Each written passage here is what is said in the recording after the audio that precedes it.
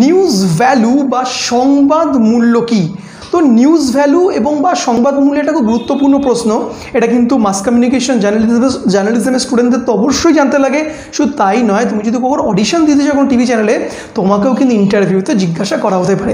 তো আজকে আমরা চটাপট বুঝে নেবো যে নিউজ ভ্যালুটা কি, নিউজ ভ্যালুটা জানা আমাদের কেন দরকার, এবং পুরো এন্টায়ার নোটটিকে তোমাদেরকে আমি আস্তে আস্তে ডিকটেট করবো, ডিকটেশন দেবো, যাদের প্রয়োজন হবে তোমরা লিখে নিতে পারো, আর যাদের বুঝে নিয়েও সাফিসিয়েন্ট তোমরা ভালো করে বুঝে নাও, পরীক্ষার হলে গিয়ে বা ইন্টারভিউতে গিয়ে তুমি তোমার মতন করে গুছিয়ে বুঝাতে পারো বা লিখে দিতে পারো। তো সবার আমরা নিউজ ভ্যালুটা কি বুঝে নিই। দেখো, খুব বহু প্রচলিত একটা কথা আছে যে সব খবরই সংবাদ হয় না, সব খবরই সংবাদ শিরোনামে আসতে পারে না।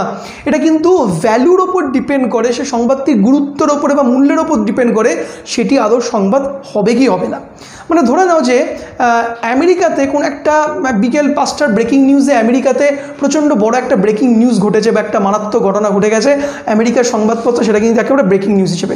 কিন্তু সেই খবরটা ভারতের সংবাদপত্রগুলিতে বা মিডিয়া হাউসগুলোতেও হয়তো দেখা গেল অতটা গুরুত্ব দিয়ে প্রকাশ করা হলো না বা বলা হলো না, এটা ছোট্ট করে জায়গা করে পেপারের একটা কোণায় সেটা ছাপিয়ে দেওয়া হলো। তো সেটা কিন্তু অবশ্যই মানে গুরুত্বের কারণে, ভ্যালুর কারণে, মানে যেই খবরটি, যেই ভ্যালুয়েশনটি আমেরিকানদের কাছে বা ব্রিটিশ লোকেদের কাছে যেটা রয়েছে সেটা আমাদের কাছে অতটা ভ্যালু না হতে পারে, বা সেম কিন্তু আমাদের সাথে হতে পারে।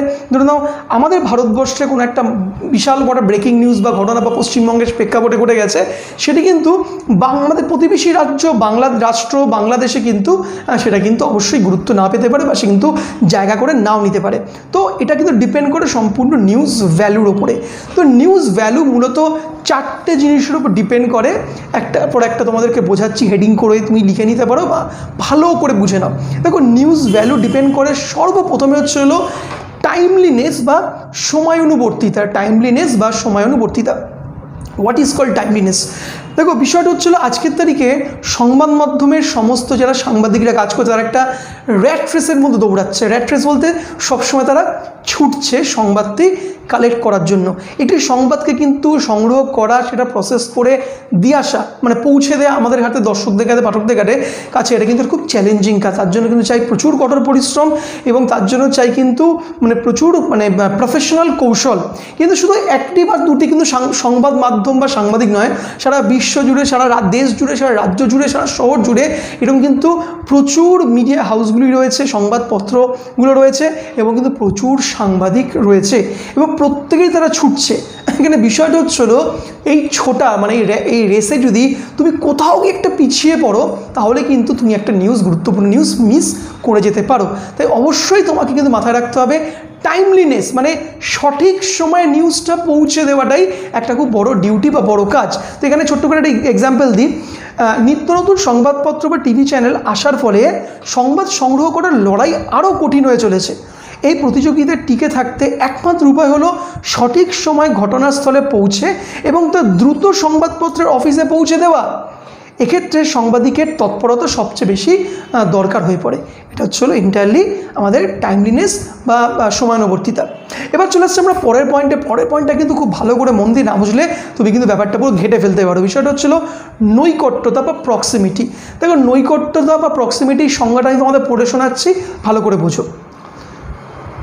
মানুষ সামাজিক প্রাণী বলে তার চারপাশে বসবাসকারী অন্য মানুষদের সম্পর্কে জানতে তারা আগ্রহী হয়, আবার তার চেনা মানুষের সম্পর্কেও তারা ভাবতে আগ্রহী হয়। সংবাদ মানব সমাজের এই বিভিন্ন ঘটনা নিয়ে তৈরি হয়ে থাকে। মানুষ সবসময় সেই ঘটনাগুলি সেই ঘটনাগুলো নয়, সেই ঘটনার যারা প্রভাবিত হচ্ছে তাদের সম্বন্ধেই জানতে চায়। মানে ব্যাপারটা একটু ট্রিকি, ব্যাপারটা বুঝে নাও। ঘটনাটি কি সেটার থেকেও মানুষ কিন্তু বেশি আগ্রহী জানা যে এই ঘটনার দ্বারা কারা প্রভাবিত বা এফেক্টেড হচ্ছে। আবার এইসব ঘটনাগুলির মধ্যে যারা পরিচিত বা অনেকের কাছের মানুষ তারাই বেশি গুরুত্বপূর্ণ বেশি হয়ে যায়। এবং নৈকট্যতাকে ইন জেনারেল দুটি ভাগে কিন্তু ভাগ করে, মানে দুপক্ষে, মানে মানুষ কোন জিনিসটা, কোন খবরটিকে গ্রহণ করবে ডিপেন্ড করছে তার নৈকট্যতার উপরে। নৈকট্যতা মূলত দুরকম ভাগ হয়। একটা হচ্ছিল জিওগ্রাফি, মানে ভৌগোলিক নৈকট্য, আর একটা হচ্ছে মানসিক নৈকট্য। তো ভৌগোলিক মানে এটা সাবহেডিং, নৈকট্যতার নিচে সাবহেডিং ভৌগোলিক নৈকট্য। কি এক্সাম্পল? ধরে নাও দুটি একই রকমের ঘটনা দুটি ভিন্ন স্থানে ঘটলে আমরা সেই ঘটনা সম্পর্কে জানতে বেশি আগ্রহ প্রকাশ করি যেটা আমাদের নিকটবর্তী স্থানে ঘটেছে। দ্বিতীয় ঘটনাটি সম্পর্কে আমাদের জানার আগ্রহ তুলনামূলক কম থাকে। যেমন ধরে নাও, কলকাতায় ও চীনের বেজিংয়ে ভারী নিম্নচাপের ফলে বৃষ্টি হয়েছে। কলকাতা এবং তার পার্শ্ববর্তী এলাকার বাসিন্দারা কলকাতার নিম্নচাপের বৃষ্টি সম্পর্কে জানতে বেশি আগ্রহ প্রকাশ করবেন, তুলনামূলক তারা বেজিংয়ের নিম্নচাপ বা বৃষ্টি সম্বন্ধে তারা কিন্তু জানতে আগ্রহ কম অনুভব করবেন, কারণ কলকাতার লোকেরা কিন্তু অনেক বেশি কাছে অবস্থান করে পশ্চিমবঙ্গ অন্যান্য জেলার লোকেদের কাছ থেকে। তাই যেই জায়গাটি আমাদের বেশি কাছে থাকে সেই জায়গা সম্বন্ধে কিন্তু আমরা জানতে আরও বেশি, সেই খবর জানতে আমরা বেশি কিন্তু আগ্রহ হয়ে থাকি। এই হয়ে গেল নৈকট্যতা, সাবহেডিং ভৌগোলিক নৈকট্যতা। এবার আসছে মানসিক নৈকট্যতা। What is that? এক্সাম্পলটা দিয়ে বোঝাচ্ছি, ভালো করে বুঝে নাও। ভৌগোলিক নৈকট্যতার বিপরীত হলো মানসিক নৈকট্য। এক্ষেত্রে একই ধরনের দুটি ঘটনা দুটি ভিন্ন স্থানে ঘটলে মানুষ সেই সম্পর্কে জানতে বেশি আগ্রহ প্রকাশ করে যার সাথে তারা মানসিকভাবে নৈকট্য আছে বা মানসিকভাবে একটা সংযোগ রয়েছে। মানে ধরে নাও, জাপানে বা নেপালে ঘটে যাওয়া ভূমিকম্প সম্পর্কে, বা দু জায়গায় জাপানেও ভূমিকম্প হয়েছে, নেপালেও ভূমিকম্প হয়েছে, কিন্তু কলকাতার মানুষ যথেষ্ট বেশি আগ্রহ থাকে কোন দেশের ভূমিকম্প সম্পর্কে? নেপালের ভূমিকম্প সম্পর্কে, কারণ নেপালে প্রচুর বাঙালি থাকে রাদার দেন জাপান। মানে জাপানে কিন্তু তেমন খুব বেশি সংখ্যক বাঙালি থাকে না, কিন্তু নেপালে গেলে প্রচুর বাঙালি থাকে, যেহেতু সেক্ষেত্রে একটা মানসিক নৈকট্যতা সৃষ্টি হয় নেপালের সঙ্গে। নেপাল একদম ভারত পশ্চিমবঙ্গের পাশের একটি রাজ্য, তাই কিন্তু সেটার মানুষ, কলকাতার মানুষ নেপালের ভূমিকম্প সম্বন্ধে শুনতে বা জানতে কিন্তু বেশি আগ্রহ প্রকাশ করে থাকেন। এটা ছিল 2 নম্বর পয়েন্ট। মানে আমাদের প্রথম সমানুবর্তিতা হয়ে গেল, নাম্বার 2 নৈকট্যতা, প্রক্সিমিটি হয়ে গেল। আমাদের থার্ড বা তৃতীয় পয়েন্টটি হচ্ছিল গুরুত্ব বা ইম্পর্টেন্স। দেখো, এখন ডিজিটাল মিডিয়ার জগতে গুরুত্ব বা ইম্পর্টেন্সটা কিন্তু একটা প্রচণ্ড মানে এক্স ফ্যাক্টর বলতে পারো। মানে ডিজিটাল মিডিয়ার জগতে প্রত্যেক মুহূর্তে হাজার হাজার ঘটনা ঘটছে, এবং প্রত্যেকটি ঘটনা ডিজিটাল মিডিয়ার দৌলতে কিন্তু সংবাদ মাধ্যমের কাছে পৌঁছে যাচ্ছে। মানে সংবাদ মাধ্যমের কাছে নিজস্ব প্রতিনিধি বেস রয়েছে, তারা খবর পাঠাচ্ছে বিভিন্ন জেলাগুলো থেকে, বিভিন্ন রাজ্যগুলো থেকে, অন্যান্য শহরগুলো থেকে। সংবাদ মাধ্যমের সঙ্গে যে নিউজ এজেন্সি, সেই নিউজ এজেন্সিগুলোর মাধ্যমে কিন্তু তারা প্রত্যেক মুহূর্তে সংবাদ পাচ্ছে। এখন কিন্তু বিভিন্ন দেখবে সংবাদ মাধ্যমের নিচে স্ক্রলিংয়ে নাম্বার দিয়ে দেয়, সাধারণ মানুষ মানে তুমিও কিন্তু চাইলে ফোন করে একটা খবর কোনো টিভি চ্যানেলে বা সংবাদপত্রে কিন্তু জানাতে পারো। তা ভেবে দেখো, একটা দিনে কত শো বা কত হাজার সংবাদ বা খবর কিন্তু সংবাদ মাধ্যমে এসে পৌঁছায়। কিন্তু খবর নিউজ চ্যানেলের পক্ষে কি বা কোনো সংবাদপত্রের পক্ষে কি সমস্ত খবরকেই কি তাদের শিরোনামে বা তাদের খবরের কাগজে জায়গা দেওয়া সম্ভব? একদমই নয়। এখানেই কিন্তু হাজার হাজার বা শয়ে খবরের মধ্যে গুরুত্ব বুঝে বা ইম্পর্টেন্স বুঝে অবশ্যই সেই খবরগুলোকে তোমাকে জায়গা দিতে হবে। মানে সবচেয়ে বেশি গুরুত্বপূর্ণ খবরটি জায়গা পাবে, গুরুত্বপূর্ণ কম খবরটি একটু কম জায়গা পাবে, আর যেটা গুরুত্বপূর্ণ একদমই কম, খুব একটা ইম্পর্টেন্ট নয়, নতটা নৈকট্য বা অন্যান্য ফ্যাক্টরগুলো যুক্ত নয়, সেটা কিন্তু হয়তো জায়গায় পাবে না। দ্যাট ইজ দ্য ইম্পর্টেন্স বা গুরুত্ব। নেক্সট পয়েন্টটি হচ্ছে আকার বা আকৃতি। দেখো, আকার বা আকৃতিটা আমি একদম ছোটো ছোটো করে আস্তে আস্তে ডিকটেট করছি, মন দিয়ে শুনে বুঝে নাও।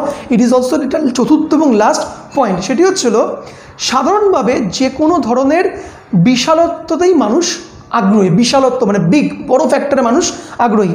ধরো নাও, বোটানিক্যাল গার্ডেনের যে বট গাছটি, এভারেস্টের শৃঙ্গ, কিন্তু ডাইনোসরের মতন বড় বড় প্রাণী, এরকম কোনো বড় বৃহৎ আকার বা টাইটানিকের মতন বড় জাহাজ, এরকম বড় বিষয় বা বিশাল জিনিসের প্রতি কিন্তু মানুষ সবসময় আগ্রহ দেখায়। মানে জাহাজ তো প্রচুর আছে, তুমি কটা জাহাজের নাম জানো? তো টাইটানিকের নাম সবাই আমরা জানি, কারণ টাইটানিক একটা বিশাল বড় একটা জাহাজ ছিল, সেটি ডুবে গেছিলো, সেই জন্য জানি।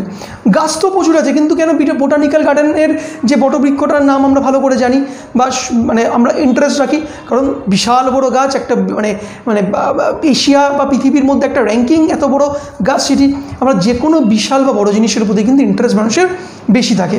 তো সংবাদের প্রতি মানুষের আগ্রহ একই রকম হয়। যে খবর যত বড় চেহারায় প্রকাশিত হয়, মানুষের নজর কাড়ে বেশি সেই খবরটি। সাধারণভাবে খবরের কাগজের প্রথম পৃষ্ঠায়, প্রথম পাতায় যে খবরগুলি প্রকাশিত হয়, সেগুলিকে সেই দিনের সবথেকে গুরুত্বপূর্ণ খবর হিসেবে বিবেচনা করা হয়। তার মধ্যে বেশ কয়েকটি খবর প্রথম পৃষ্ঠায় অনেকখানি অংশ জুড়ে থাকে। এগুলির শিরোনামও যথেষ্ট বড় আকারে প্রকাশিত হয়। এই খবরগুলিকে first lead, second lead, anchor ইত্যাদি বিশেষণে বিশেষিত করা হয়, মানে কোনটি ফার্স্ট লিড মানে কোনটি প্রথমে যাবে, সেকেন্ড লিড, এইভাবে কিন্তু মানে স্পেসিফিক্যালি তাদেরকে নামকরণ বা বিশেষিত করা হয়। তো যে কোনো আকার কিন্তু বড় ইম্পর্টেন্ট করে। একইভাবে রেডিও বা টেলিভিশন সংবাদও কিন্তু প্রথম দিকে মানে একটা নিউজ বুলেটিন, আধ ঘন্টার নিউজ বুলেটিন, মানে সন্ধ্যা 8টার সময় খবর দেখতে পারছো, 8টা থেকে 8:30 নিউজ বুলেটিনে যে প্রথম দিকের খবরগুলো কিন্তু দিনের সবচেয়ে গুরুত্বপূর্ণ খবরগুলোই দেওয়া হয়। সংবাদ মূল্যের বিচারে এই খবরগুলি গুরুত্ব অপরিসীম, মানে এই সংবাদের আকারও কিন্তু একটা বড় গুরুত্বপূর্ণ ভূমিকা পালন করে এই শিরোনামে জায়গা নেওয়ার ক্ষেত্রে। তো এই ছিল মূলত 4টে কিন্তু গুরুত্ব বা ভ্যালু, 4টে ভ্যালু যেটা কিন্তু অবশ্যই একটা সংবাদকে প্রভাবিত করে এবং ঘটনাকে একটি সংবাদকে মানে একটা সংবাদকে নিউজ হতে, একটা ঘটনাকে নিউজ হতে কিন্তু মানে সাহায্য করে। হোপসো পুরো ব্যাপারটা বোঝাতে পেরেছি, নিউজ ভ্যালুটা কি, সংবাদের মূল্য কি, এই 4টে ভ্যালু যারা বুঝে গেছো নিজের ভাষায় লিখে নিতে পারো, বা আমি যেটা বললাম সেটাকেও তুমি কপি করে ডিকটেট করে দিতে পারো, বা পরীক্ষার হলে নিজেও কিন্তু বুঝে নিজের ওন ল্যাঙ্গুয়েজ ইউজ করে তুমি কিন্তু লিখতে পারো হোয়াট অ্যাবাউট ইউ, তোমার যেটা ইচ্ছে সেটা তুমি করতে পারো। তো এই ছিল আজকের ভিডিওটি, নিউজ ভ্যালু।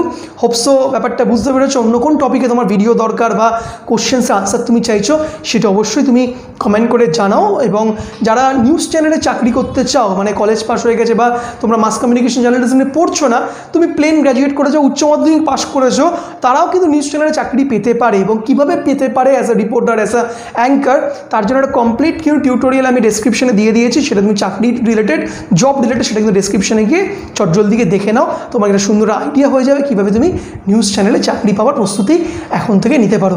তো প্রিয় স্টুডেন্টরা, বন্ধুরা, দেখা হবে পরে ইন্টারেস্টিং টপিকে। ততক্ষণ good bye and see you once again.